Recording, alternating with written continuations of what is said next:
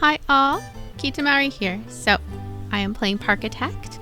This is the PS5 port of this PC game. It's on Steam.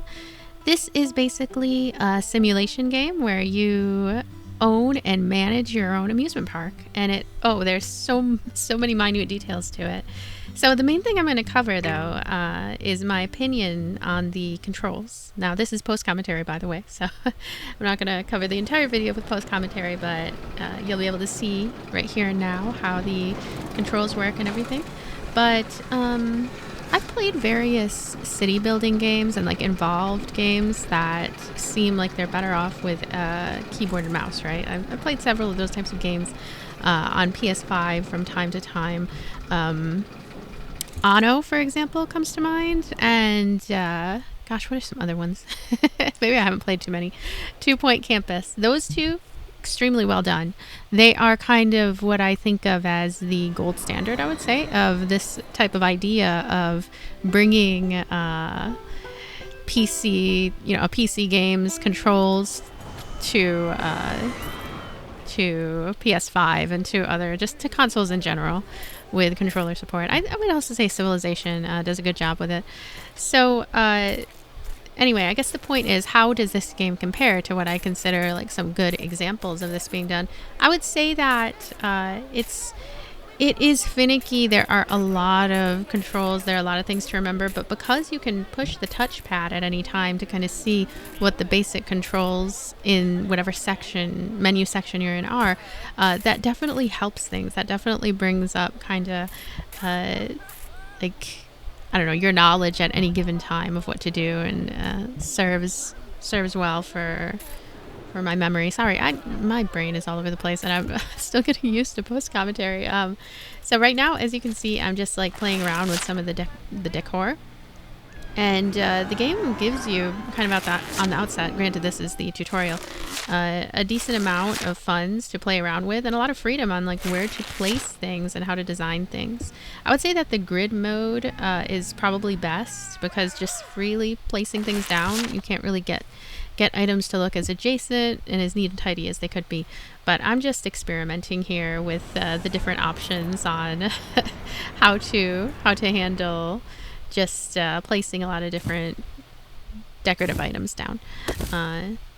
So the controls overall, because they're very important for a game like this, right? And I don't think that anything can really quite compare to a mouse and keyboard for games like this. For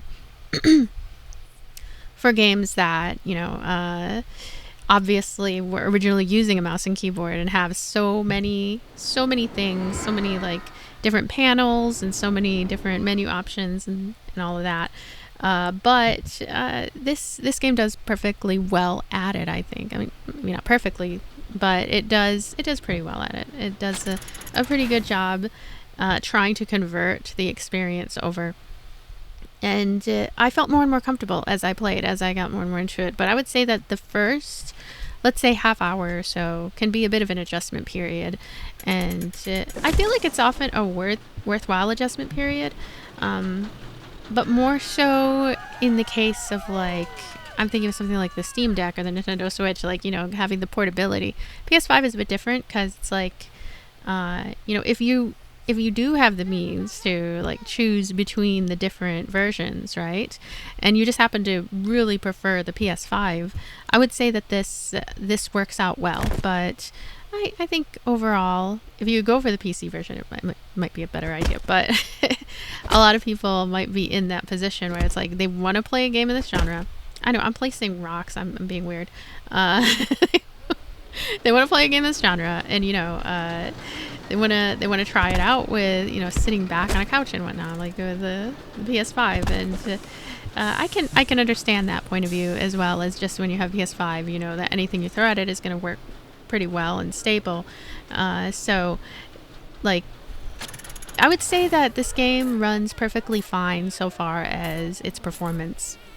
I mean, there's a lot of stuff already, even in this tutorial park, And the camera is a little bit slow moving though, like going up and down and sort of zooming in on various views. It can be a little bit slow feeling, but everything that I needed to do, like everything I'm doing right now as well, everything is speedy. The graphics are crisp.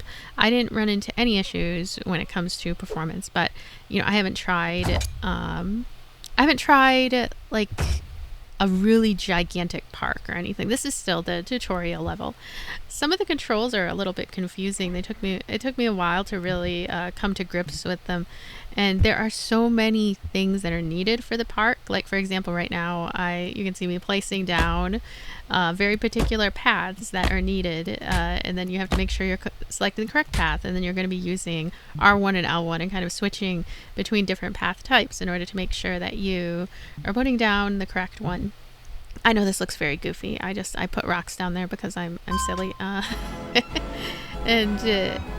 I would say that this is a pretty impressive game when it comes to the business side of things and kind of getting really deep into the business simulation side of things and having a lot of various controls to think about. You turn the rides on and off, for example, and then you can see the different categories. Now over here, I'm like looking at all kinds of other options, and there's a lot of data that you can look into, that you can and kind of get an idea of what you should be doing in order to make progress. It's not extremely simplified or not quite as intuitive as it could be, but the level of detail is there. So, you know, when you put in the effort and the work into kind of learning what everything means, I think you'll be in a better position to kind of appreciate what is being done here. I like that there are so many customers. Like, do you see how many customers, I guess? so many amusement park goers. Like, they're just a lot on screen at once. There are a lot that just show up, and your main focus is on just making sure to place down the correct pieces and get everything set up in like a really cohesive way. And yeah, so like just continuing to follow the tutorial, following all of the steps. It took me a while. At certain points I would get stuck, and like I think I'll probably get stuck on camera later. I'm not going to do voiceover for this entire video, so I'm going to just kind of go over the things that I recall that going to make this special. I do like the visual quality as well. The graphics are really bright and crisp and everything, and I like the variety that I can see so far of like the shops and places to put down. Now this is where we get into something that I felt was kind of awkward. I definitely needed to look up additional help to sort of figure out what on earth is being done here. So there's this could be like a good thing for some people and a less good thing for other people. This whole idea of going really in depth with the inner systems of this game. Like for example, I'm hiring haulers, and I'm also going to be creating this tubing that's underground, and I feel like there's a lot to remember when it comes to like R3 and L3 and pressing them and holding down different button combinations to change the elevation and to create a tubing system. Like that's what is about to be done shortly. That makes sense. Now, okay, it's not gonna be done yet, but this is other stuff here where there are also employee only lanes and things. So it's definitely a bit more complex and a bit more challenging than some others that I've played when it comes to I guess simulation games in general. Things are not all, you know, kind of put down into their basic quality of life sort of way. There are details to learn and to kind of adjust to, but I really like the large amount of decorative options and the fact that you can make your amusement park look any way you want it to. You can make it reflective of yourself, like with like how much that you can place down and how you can delete items. And I would say that I like all of that stuff. And I had a little bit of an issue when it comes to changing the coloring of certain things, like using the color picker. I mean, I was able to do so, but it kind of felt like something that I don't know. It didn't feel all that important. Like right now, you can see I changed this guy's hat to yellow, and I like that we do have that kind of freedom to, you know, have real individuality when it comes to that. Now, when we get into this part of the tutorial, like making the supply shops, make sure that the deliveries go through, and make sure that there's a tubing system, which is just coming up soon. I had brought that up, that it can be a little annoying, this particular section, in my opinion. And even the way that the controls work, this is going to be a little bit later, about building the roller coasters. It took me a while to kind of figure out what on earth I was doing. And not only that, but that's just the tutorial. So like in the game as well, where you're kind of thrown in the deep end of, you know, of things. I also found that I would have to expend a little extra effort when it comes to trying to remember how these things work.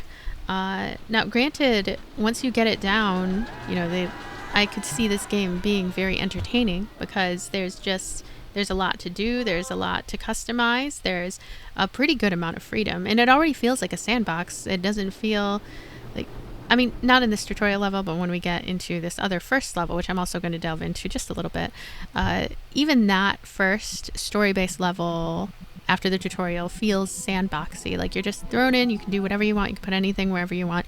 You are not beholden to like certain linear steps, and I like that. But at the same time, I also kind of like guidance, to be honest. Like, I like guidance. So yeah, this is the tubing system, and I had to, what did I do? I think I had to hold down L3 or R3 and then like go up and down with the other stick, and it's like it's something that wasn't as well explained in the tutorial as it could have been. It's something that I actually kind of looked up and sort of pieced together from there of like, oh, okay, this is how this works. And once you get it down, like it's not a problem after that, but it would be easy to forget, I think, little things. And it's another aspect of how maybe these are not the most ideal controls of like, you know, using a controller, but if it's something that you want to do, like you want to play this on the PS5, it is definitely doable. It is definitely like it's still enjoyable. The game is still enjoyable. Just feels a little awkward at first. Just a learning curve, kind of adjustment curve. So anyway, I did like my time spent with this title. I would say that I generally, in my, you know, the games that I play, I think I prefer a little bit more of a streamlined approach. Like right now we can see all these little things to think about. Like this game gives you a lot of things to think about, and I feel like a little streamlined approach is kind of more my personal preference. But when it comes to the freedom that you're allotted, that is something that's not to be taken for granted. It is something that's done well here. So anyway, thank you so much for being here. Thank you for watching. Thanks for everything, and I'll see you later. Bye.